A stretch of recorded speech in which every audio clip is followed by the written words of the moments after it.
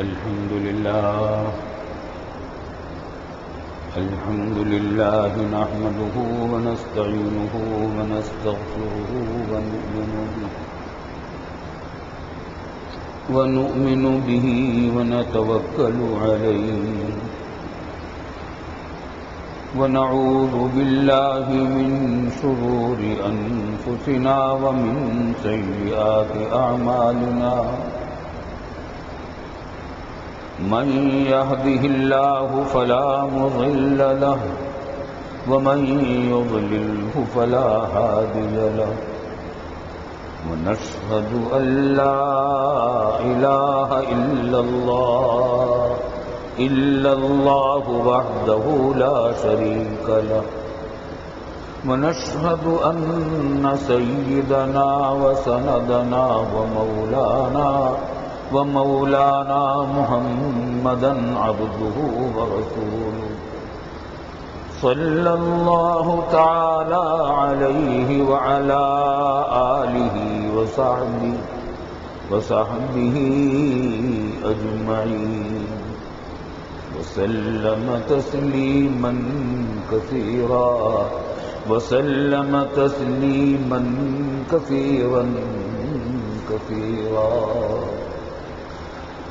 أما بعد فأعوذ بالله من الشيطان الرجيم بسم الله الرحمن الرحيم إن أول بيت وضع للناس للذي ببكة مباركا وهدى للعالمين فيه آيات بينات مقام إبراهيم ومن دخله كان آمنا ولله على الناس حج البيت من استطاع إليه سبيلا ومن كفر فإن الله غني عن العالمين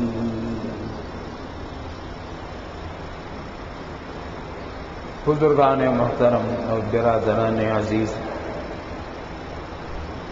اللہ رب العالمین نے رمضان کی دولت عطا فرمائی، پھر عید کی خوشیاں بھی عطا فرمائی، اور اب کچھ دنوں سے شہر کی حالت بھی کچھ غنیمت ہوئی ہے، امن و امان کی صورتحال، اس پر اللہ کا شکر ادا کرنا چاہیے، کیونکہ قرآن کریم کا وعدہ ہے کہ لئن شکرتم لأزیدنکم، اگر تم شکر ادا کرو گے میری نعمتوں پر تو میں تمہیں مزید نعمتیں دوں گا۔ جتنا امن ہو گیا ہے تھوڑا ہی ہوا ہے، جتنا مطلوب ہے نہیں ہوا، لیکن جتنا ہو گیا ہے اس پر اللہ کا شکر ادا کریں اور مزید امن و امان مانگے اور اپنے گناہوں سے توبہ کریں۔ اور یہ بار بار میں عرض کرتا رہا ہوں، یہ واقعات اتفاقی حادثے نہیں ہیں، اللہ کے ایک بنائے ہوئے نظام کے تحت ہو رہا ہے جو کچھ ہو رہا ہے۔ جب کسی قوم کے اندر یہ بدعنوانیاں ہوتی ہیں جو ہمارے اندر پھیلی ہوئی یا گناہ پھیلے ہوئے ہیں، تو پھر یہ آفتیں آیا کرتی ہیں مزہ چکھانے کے لیے۔ اس امت کو عذاب دینا مقصود اصلی نہیں ہوتا، تباہ کرنا، ختم کر دینا مقصود نہیں ہوتا۔ اللہ تعالیٰ نے وعدہ کر لیا رسول اللہ صلی اللہ علیہ وسلم سے کہ آپ کی اس امت کو ہم ختم نہیں کریں گے۔ پچھلی امتیں ختم ہو گئیں، قوم نوح، قوم سمود، قوم عاد، قوم لوط، قوم شعیب تہس نہس کر دی گئیں، زندہ نہیں بچی، ان کے صرف مکان باقی رہ گئے، اور بعض قوموں کے مکان بھی باقی نہ رہے۔ لیکن رسول اللہ صلی اللہ علیہ وسلم کی یہ امت اجابت قیامت تک، قرب قیامت تک برقرار رہنے والی ہے، کسی عذاب سے اس کو بالکل ناپید نہیں کیا جائے گا۔ لیکن قرآن کریم نے فرمایا جگہ جگہ کہ ہم تھوڑا تھوڑا عذاب چکھاتے ہیں، لوگوں کو چکھاتے ہیں، کھلاتے بھی نہیں، عذاب دیتے بھی نہیں، چکھاتے ہیں۔ لعلہم یرجعون، تاکہ واپس آ جائیں، باز آ جائیں توبہ کرنے۔ اپنے گناہوں سے مزید توبہ کریں گے، اپنے گناہوں سے اور رکیں گے، اللہ کے رحمتیں آئیں گی، انشاءاللہ یہ عذاب ٹل جائیں گے۔ اللہ تعالیٰ بالکل ہی عذابوں کو ٹلائے۔ روزہ رمضان کے اسلام کے 5 ارکان میں سے ایک ہے۔ پورے اسلام کی بنیاد 4 ستونوں پر قائم ہے، 4 ارکان پر قائم ہے۔ ارکان اسلام 5 ہیں۔ ارکان رکن کی جمع ہے۔ رکن کہتے ہیں پلر کو، ستون کو، عمود کو، پلر کو، جس کے اوپر کوئی عمارت کھڑی کی جائے۔ تو اسلام ایک عمارت ہے، عمارت سے تشبیہ دی گئی اسلام کو، بلکہ دوسرے الفاظ میں اگر دیکھا جائے تو یوں سمجھیے کہ خیمے کے ساتھ تشبیہ دی گئی ہے، خیمے کے ساتھ۔ خیمے میں آپ دیکھتے ہیں ایک تو بیچ میں بڑا بانس ہوتا ہے، وہ اگر نہ ہو تو خیمہ کھڑا ہی نہیں رہ سکتا، باقی نہیں رہے گا۔ اور 4 اس کی ڈوریاں ہوتی ہیں، ادھر ادھر ادھر ادھر 4 ڈوریاں ہوتی ہیں جن کو تنابیں کہا جاتا ہے۔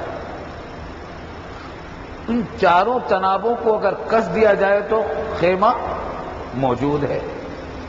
ایک تناب کو نکال دیں تو چوتھائی خیمہ کم ہو جاتا ہے، دوسری تناب بھی نکال دیں تو مزید چوتھائی ختم ہو گیا، آدھا ہی خیمہ رہ گیا، تیسری بھی نکال دیں تو چوتھائی باقی رہ گیا، وہ بھی نکال دیں تو بس خیمہ تو باقی ہے، ختم تو نہیں ہوا، لیکن اب اس سے کوئی فائدہ حاصل کرنا تقریباً کالعدم ہے، مگر خیمہ موجود ہے۔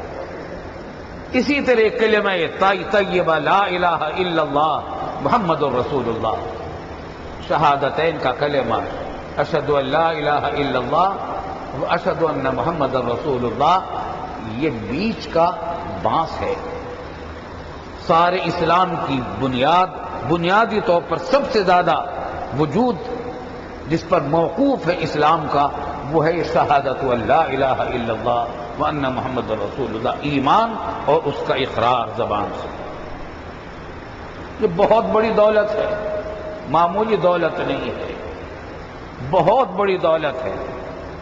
اس کا اگر آدمی کوئی اور عمل نہ کرے پھر بھی مسلمان رہتا ہے، رسول اللہ صلی اللہ علیہ وسلم کے امت اجابت میں داخل رہتا ہے، رسول اللہ صلی اللہ علیہ وسلم کی شفاعت سے بالکلیہ محروم نہیں ہوتا۔ ایسے لوگ جنہوں نے دنیا میں رہتے ہوئے اپنے فرائض و واجبات ادا نہیں کیے اور گناہ کرتے رہے، لیکن یہ ان کے پاس یہ کلمہ موجود تھا ایمان کے ساتھ، دل میں گہرائیوں کے ساتھ، وہ جہنم میں جائیں گے، اللہ پناہ میں رکھے۔ اللہ تعالیٰ کسی کو معاف بھی کر دے تو اس کی شان رحمت سے کوئی بعید نہیں، لیکن وعدہ نہیں ہے معافی کا، معافی کا وعدہ نہیں ہے۔ اگر یہ باقی فرائض انجام نہیں دیں گے اور گناہوں سے نہیں بچیں گے تو قرآن نے بتا رکھا ہے کہ ان کی سزا جہنم ہے۔ لیکن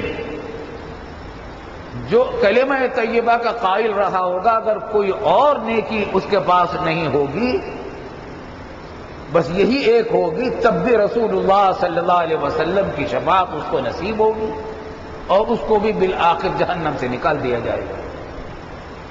یہ بڑی دولت ہے، یہ کلمہ طیبہ لا الہ الا اللہ محمد الرسول اللہ، ایمان کے ساتھ اس کا اقرار بڑی دولت ہے۔ تو سب سے پہلا رکن تو اسلام کا بنیادی رکنوں کا بنیاد یہ کلمہ طیبہ ہے، لا الہ الا اللہ محمد رسول اللہ۔ رسول اللہ صلی اللہ علیہ وسلم نے فرمایا کہ من قال لا الہ الا اللہ دخل الجنہ، جو لا الہ الا اللہ کہے دل کے سچائی کے ساتھ وہ جنت میں جائے گا۔ ہاں لیکن کب جائے گا اس کا وعدہ نہیں ہے، شروع میں چلا جائے گا، اگر اعمال ٹھیک ہے تو شروع میں چلا جائے گا، ورنہ سزا بھگتنے کے بعد جائے گا، اللہ پناہ میں رکھے۔ لیکن جائے گا جنت میں. یہ معمولی بات نہیں ہے. ایمان بھی بڑی دولت ہے، بڑی دولت ہے، بڑی دولت ہے. اس بات ہے جو مومن بھی ہے، فاسق ہو یا فاجر ہو، شرابی ہو یا زانی ہو، چور ہو یا ڈکیت ہو، اگر وہ مومن ہے تو بھائی ہے ہمارا، اپنا ہی بھائی ہے. اس سے نفرت نہ کرو، اس کے گناہوں سے نفرت کرو. یہ بھی یاد رکھنے کی بات ہے. شیطان نے ہمیں اس راستے پر ڈالا ہے کہ ہم گناہ کی بجائے گناہگاروں سے نفرت کرنے لگے ہیں. ذرا توجہ سے سنیے گا میری بات، توجہ فرمائیے گا. شیطان نے ہمیں اس راستے پر ڈال دیا ہے کہ ہم گناہوں کی بجائے گناہگاروں سے نفرت کرنے لگے ہیں، حالانکہ گناہگار نفرت کے قابل نہیں، وہ تو رحمت کے قابل ہے، قابل رحم ہے. بیمار ہیں، بیماری سے نفرت کرو. بیماروں سے نفرت کرو گے تو علاج کون کرے گا؟ ان کی تیمارداری کون کرے گا؟ تو بڑے سے بڑا بدکار انسان ہو، فاسق ہو، فاجر ہو، ڈکیت ہو، زانی ہو، شرابی ہو، لیکن اگر اس کے دل میں ایمان اور زبان پر اس کا اقرار ہے، وہ ہمارا بھائی ہے، ہماری برادری سے نہیں نکلا، ہماری برادری کا حصہ ہے. اس سے نفرت نہ کرو، اس پر رحم کرو. اس کے گناہوں سے نفرت کرو، گناہ سے نفرت کرو، گناہگاروں سے نفرت نہ کرو. یہ جملہ ذرا یاد رکھیے گا اور یہ پیغام دور تک پہنچائیے آپ. اس سے بھی بہت ساری خرابیاں پیدا ہوتی ہیں. ہم گناہگاروں سے نفرت کرنے لگے، نتیجہ یہ کہ ان کی اصلاح کرنے والا کوئی نہ رہا، سب ان کے دشمن ہو گئے. ہمیں تو رسول اللہ صلی اللہ علیہ وسلم ایسا رسول ملا ہے جو رحمت للعالمین ہے، سراپر رحمت ہے. اس نے ہمیں بھی یہ تعلیم دی ہے کہ تم بھی سراپر رحمت بنو. فاسقوں، فاجروں، ڈاکوؤں، چوروں، ڈکیتوں، ان سے بھی نفرت نہ کرو، ان پر رحم کرو. رحم کیا ہے؟ اگر ان کو سمجھانا ممکن ہے محبت سے، پیار سے، حکمت سے، خیرخواہی سے، تو جتنا سمجھانا ممکن ہو اتنا سمجھا دو. اور آگے بڑھیں. مانگتے تو لڑائی جھگڑا نہ کرو ان سے، اللہ میں سے دعا مانگو کہ اللہ اس کو شفا دے دے، بیمار ہے بیچارہ، شراب کی بیماری لگ گئی ہے اس کو، خدا نہ خواستہ حرام خوری کی بیماری لگ گئی ہے اس کو، خدا نہ خواستہ اس کو زناکاری کی بیماری لگ گئی ہے، چوری ڈکیتی کی بیماری لگ گئی ہے، یا اللہ اس کو ان بیماریوں سے نجات دے دیجیے. دعا کرو اس کے لیے. کوشش کرو جتنی کوشش کر سکتے ہو، ہمدردی سے، خیر خواہی سے، محبت سے، پیار سے سمجھا دو. عوام کا کام بس اتنا ہی ہوتا ہے کہ محبت پیار سے سمجھائیں ایک دوسرے کو. علماء کا کام بھی اتنا ہی ہوتا ہے کہ محبت سے، پیار سے، خیر خواہی سے سمجھائیں. سختی کرنا حکومت کا کام ہے، عدالت کا کام ہے. عوام کے ہاتھ میں فیصلہ نہیں دیا شریعت نے کہ وہ فیصلے کریں اور سزائیں نافذ کریں عوام کے اوپر، مجرموں پر. نہیں، سزا جاری کرنا، سزا کا فیصلہ کرنا عدالت کا کام ہے، اس سزا کو نافذ کرنا حکومت کا کام ہے. عوام کا کام یہ نہیں ہے. علماء کا کام بھی یہ نہیں ہے کہ وہ سزائیں جاری کریں. اللہ تعالیٰ نے تقسیم کار رکھی ہے. اگر ہر ایک کو اجازت دے دی جائے کہ تو سزا جاری کر دیا کر، پھر تو عدالتیں بیکار ہو جائیں گی. پھر عدالت کی کیا ضرورت ہے؟ خود ہی آدمی فیصلہ کرے گا کہ یہ مجرم ہے اور سزا جاری کر دے گا. قتل و غارت گری کس بازار گرم جیسا ہے، اس سے بھی زیادہ ہو جائے. تو خیر، ایمان ایسی دولت ہے کہ کتنا بھی گناہگار ہو جائے آدمی، ہماری برادری سے نہیں نکلتا. وہ ہمارا بھائی ہے، برادری ہے، ہماری برادری ہے. اس کے اوپر رحم کرو، اس کے لیے دعا کرو. تو پہلا رکن تو اسلام کا ہے لا الہ الا اللہ. اور یہ کلمہ تو ایسا ہے کہ دن میں بار بار پڑھنا چاہیے. ہمارے بزرگ ہمیں تلقین کر گئے کہ ہو سکے تو 1000 مرتبہ صبح کو اور 1000 مرتبہ شام کو یہ کلمہ طیبہ پڑھا کرو. اور اتنا نہیں ہو سکتا تو 500 مرتبہ صبح کو 500 مرتبہ شام کو پڑھا کرو، اور اگر اتنا بھی نہیں ہو سکتا تو کم از کم اتنا کہ دن بھر میں 500 مرتبہ پڑھ لیا کرو۔ 5 تسبیحیں، یہ کوئی مشکل کام نہیں ہے، چند منٹ میں پوری ہو جاتی ہیں، لیکن اس سے ایمان میں پختگی پیدا ہوتی ہے، ایمان میں پختگی پیدا ہوتی ہے۔ قرآن کریم کے بعد اس سے افضل کلمہ کوئی نہیں ہے، افضل الذکر لا الہ الا اللہ ہے، اللہ کی توحید کا اقرار ہے۔ اللہ تعالی ہمارے دلوں میں اس توحید کو رچا اور بسا دے، اس پر ہمیں توکل عطا فرمائے، بھروسہ عطا فرمائے، اعتماد عطا فرمائے۔ تو سب سے پہلی چیز تو ایمان ہے، اور سب سے پہلا رکن اعظم اسلام کا کلمہ طیبہ ہے، لا الہ الا اللہ محمد الرسول اللہ صلی اللہ علیہ وسلم۔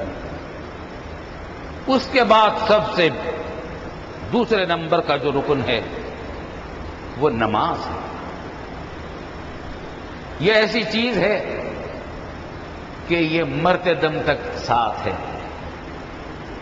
حج سال میں 1 مرتبہ ہوتا ہے، رمضان میں سال بھر میں 1 مہینہ ہوتا ہے۔ نماز کا مطالبہ تو روز کا ہے، اور صرف روز کا نہیں، دن میں 5 مرتبہ ہے۔ اللہ رب العالمین کو یہ عبادت اپنی باقی ساری عبادتوں میں کلمہ توحید کے بعد سب سے افضل، سب سے زیادہ پسندیدہ عبادت اللہ کے نزدیک یہ نماز ہے۔ اور سب سے پہلے آخرت میں جب اعمال نامے پیش ہوں گے اور حساب کتاب ہوگا اعمال کا، تو سب سے پہلے نمازوں کا حساب لیا جائے گا۔ بالغ ہونے کے بعد تم پر کتنی نمازیں آئیں، ان میں سے کتنی تم نے نمازیں ادا کر لی، کتنی چھوٹ گئیں۔ ایک نماز کا حساب، ایک نماز کا حساب بڑی بھاری ذمہ داری ہے، معمولی ذمہ داری نہیں ہے۔ سفر میں ہو تب بھی نماز، گھر میں ہو تب بھی نماز، تندرست ہو تب بھی نماز، بیمار ہو تب بھی نماز۔ ہاں آسانیاں دی ہیں، بیماری میں آسانیاں دے دی، وضو نہیں کر سکتے تیمم کر لو، کسی پر غسل واجب ہے مگر غسل کرنے سے بیماری بڑھ جانے کا اندیشہ ہے تو غسل کی بجائے بھی تیمم کر لو۔ قبلے کی طرف منہ کرنا ممکن نہیں ہے کسی وجہ سے، بیماری کی وجہ سے، قبلے کی طرف منہ کیے بغیر ہی نماز پڑھ لو۔ کھڑے ہو کر نماز نہیں پڑھ سکتے تو بیٹھ کر پڑھ لو، بیٹھ کر نہیں پڑھ سکتے تو لیٹ کر اشاروں سے نماز پڑھ لو، مگر نماز نہ چھوڑو۔ نماز چھوڑنے کی اجازت نہیں، جب تک جان میں جان ہے اور ہوش ہے نماز چھوڑنے کی اجازت نہیں ہے۔ یہ ایسا قوی رشتہ ہے خالق اور مخلوق کے درمیان، اللہ اور اس کے بندوں کے درمیان، کہ یہ مسلسل مربوط رکھتا ہے بندے کو اللہ رب العالمین کے ساتھ، اپنے خالق کے ساتھ، اپنے مالک کے ساتھ، اپنے پروردگار کے ساتھ، اپنے رب کے ساتھ، اپنے رحمان اور اپنے رحیم کے ساتھ مربوط رکھتا ہے بندے کو۔ یہ رشتہ ایسا، نماز کا رشتہ ایسا ہے۔ تو نماز چھوڑنے کی اجازت کسی حالت میں نہیں ہے۔ ہاں سفر میں ہو 4 کی بجائے 2 رکعتیں پڑھو، سنتیں بھی معاف ہیں، اگر نہ پڑھو تو کوئی مواخذہ نہیں ہے، بس فرض پڑھ لو، 2 رکعتیں پڑھ لو 4 رکعتوں والی نماز میں، اور لیکن نماز کو چھوڑنے کی اجازت نہیں ہے۔ اور الحمدللہ اللہ کے بندے نماز پڑھتے ہیں، اور بہت ہیں، لاکھوں نہیں کروڑوں ہیں، اللہ کے فضل و کرم سے نماز کے پابند ہوتے ہیں۔ پھر مردوں کے لیے یہ کہ 5 وقت کی نمازوں میں جماعت سے آئیں، گھروں کی عورتوں کے لیے یہ کہ گھروں میں نمازیں پڑھیں، جب اذان ہو جائے بس وہ فوراً نماز کے لیے کھڑی ہو جائیں۔ عورتیں کسی اور چیز کا انتظار نہ کریں کہ جماعت میں تو جانا نہیں ان کو۔ عورتوں کے لیے بہترین طریقہ یہی ہے، بہترین وقت نمازوں کا وہی ہے کہ جیسے ہی اذان ہو گھروں میں وہ نمازیں پڑھیں، اور مرد مسجد کی طرف نکل پڑے۔ رسول اللہ صلی اللہ علیہ وسلم کی عادت شریفہ بیان کی حضرت عائشہ صدیقہ رضی اللہ عنہا نے۔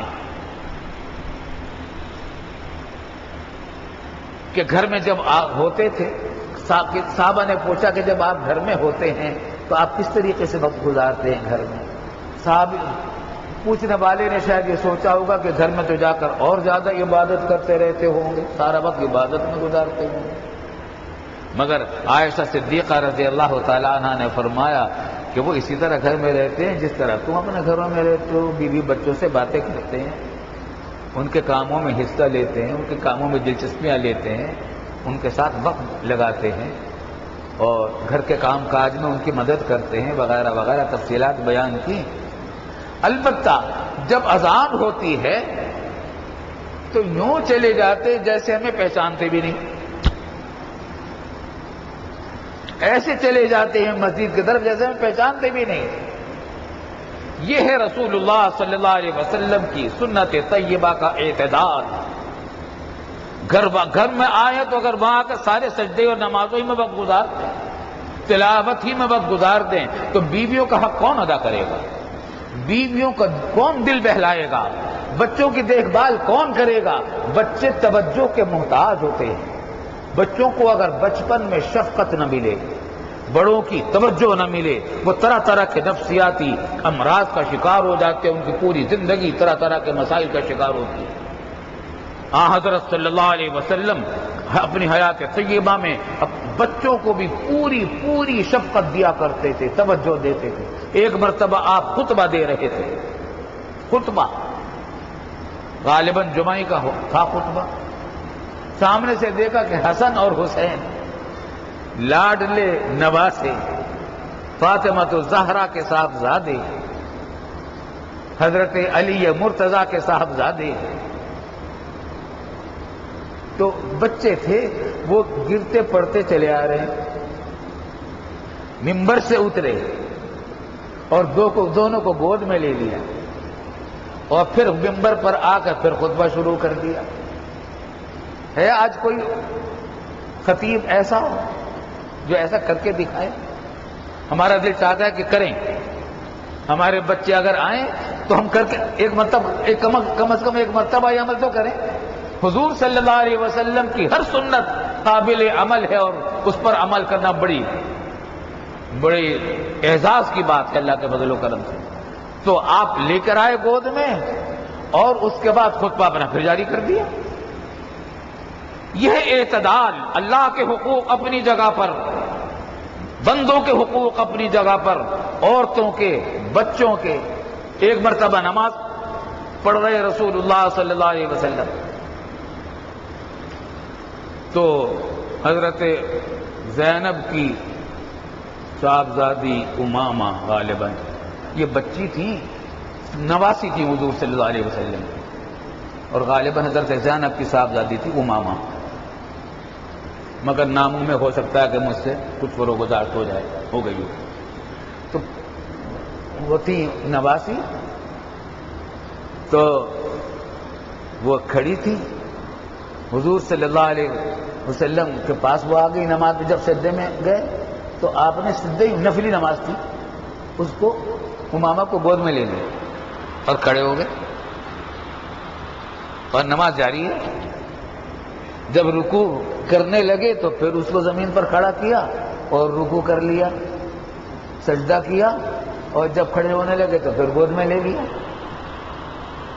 سارے عالم سرور کونین صلی اللہ علیہ وسلم رحمت للعالمین، سراپر رحمت، اس طریقے سے اٹھایا رسول اللہ صلی اللہ علیہ وسلم نے کہ وہ عمل کثیر نہ ہو۔ اگر عمل کثیر ہو جائے نماز فاسد ہو جاتی ہے، تو اس طریقے سے اٹھایا کہ عمل کثیر میں داخل نہ ہوا اور نفل میں اٹھایا تو اس کی گنجائش ہے۔ تو رسول اللہ صلی اللہ علیہ وسلم کی یہ شان کریمی تھی، جب سفر سے آتے تھے تو استقبال حضور، لوگوں کو معلوم تھا کہ حضور صلی اللہ علیہ وسلم بچوں سے شفقت فرماتے ہیں اور خاص طور سے اپنے خاندان کے بچوں سے تو اور زیادہ شفقت فرماتے ہیں۔ تو لوگ مدینہ طیبہ کے اپنے بچوں کو اور خاندان کے بچوں کو لے کر سب سے آگے آتے تھے، بچوں کو آگے کرتے تھے۔ جب مدینہ طیبہ میں ثنیۃ الوداع سے داخل ہوتے رسول اللہ صلی اللہ علیہ وسلم تو سب سے پہلے بچے استقبال کرتے تھے، پھر اپنے خاندان کے بچوں میں سے کبھی حضرت ابن عباس کو بھتیجے ہیں، عباس کے صاحبزادے، ان کو بٹھا لیا، کبھی فضل بن عباس کو بٹھا لیا اپنے اونٹ پر اور پھر آگے چلے۔ بچوں کے ساتھ وہ شفقت اور محبت، عورتوں کے ساتھ وہ خاص عنایات، ان کی ناز برداریاں فرماتے تھے، اپنی بیویوں کی ناز برداریاں کرتے تھے۔ ہاں شریعت کے خلاف نہیں، شریعت کی حدود کے اندر ان کی ناز برداریوں میں بھی کوئی کسر نہیں چھوڑی رسول اللہ صلی اللہ علیہ وسلم نے۔ لیکن یہ سب باتیں ہیں، گھر میں ہیں، بیوی بچوں کے ساتھ ہنس بول بھی رہے ہیں، اذان ہوئی، مرک علم یعرفنا، حدیث میں آتا ہے عائشہ صدیقہ کہ وہ ایسے گزرے چلے جاتے ہیں جیسے ہمیں پہچانتے بھی نہیں۔ اب رب کا پیغام آ گیا، حیا علی الصلاح کا اعلان آ گیا کہ آ جاؤ نماز کی طرف، حیا علی الفلاح کا اعلان آ گیا کہ آ جاؤ کامیابی کی طرف، تو مسجد کی طرف چلتے ہیں۔ تو خیر یہ نماز ایسی چیز ہے کہ یہ کسی دن میں بھی معاف نہیں ہے جب تک عقل و خرد موجود ہے بالغ ہونے کے بعد۔ پھر تیسرا رکن زکوٰۃ، چوتھا رکن روزہ رمضان، اور پانچواں رکن حج ہے، حج بیت اللہ۔ اور آج میں نے جو آیتیں پڑھی تھی وہ حج بیت اللہ ہی سے متعلق تھی، کیونکہ اب اشہر حج شروع ہو گئے ہیں۔ حج کے مہینے 3 ہیں، شوال، ذوالقعدہ، ذی الحجہ۔ تو یہ پہلا مہینہ حج کا 3 مہینوں میں سے چل رہا ہے، اس واسطے اس پر میں نے بیان شروع کیا تھا۔ اللہ نے زندگی رکھی، توفیق دی، تو اگلے جمعہ کو انشاءاللہ اسی سلسلے میں مزید بات ہوگی۔ وآخر دعوانا